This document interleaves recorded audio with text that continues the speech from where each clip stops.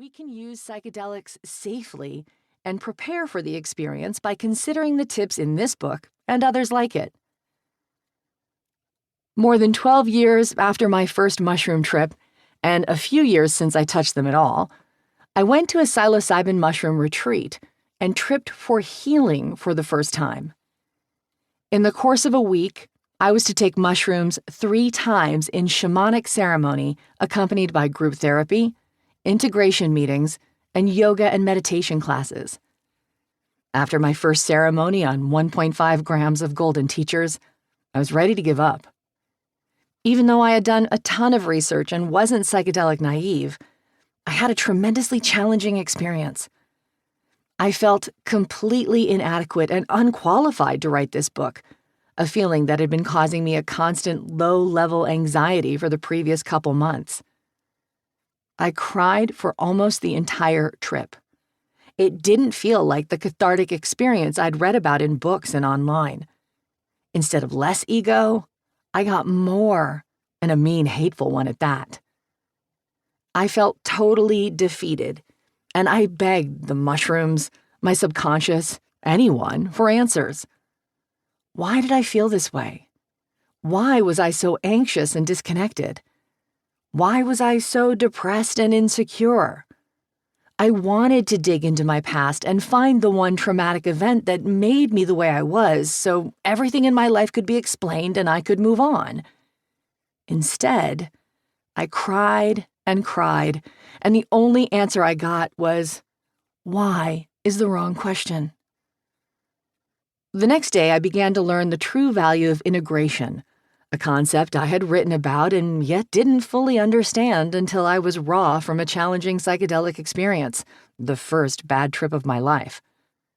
For me, integration, processing and learning from my psychedelic experience, see Chapter 11, began during an unassuming conversation over lunch.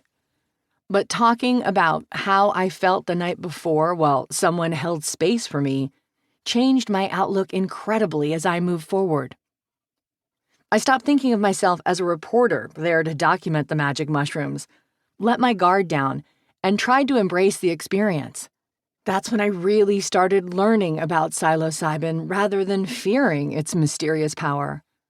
I also opened myself up to the 17 other retreat participants and stopped seeking so much alone time.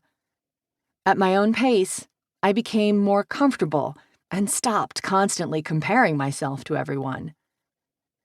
My second ceremony was much more forgiving. I settled back into my yoga mat and pillows and began to go inward, which I was admittedly resisting slightly, and felt tranquil, albeit still sad. I thought of my mother and her cancer, my med's mama, Armenian for grandmother, and her dementia, and I cried, yet nowhere near as many tears as 2 days before.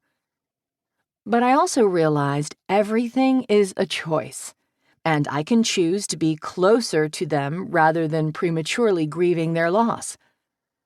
I saw that everything in my life is ultimately my decision, and with this new perspective, I can choose to act differently. It was a powerful experience and an incredibly healing one.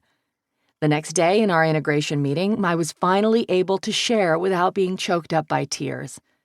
It felt so good, and I was starting to get some of that catharsis that I was looking for and had read so much about.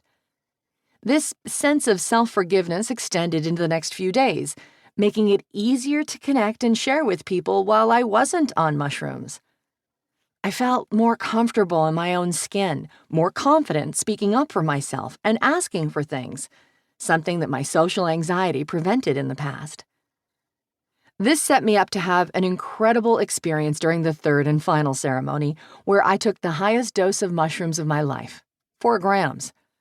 I was determined to go deeper, to stay in my spot with my eyes closed and go inward rather than resist and look at trees or go play with my new friends. The trip I had is hard to put into words, even though I'm convinced I had a spiritual or mystical experience. I never completely lost my ego, although it felt different. All of my fear and sadness were gone, and I was a ball of light, the laughing Buddha.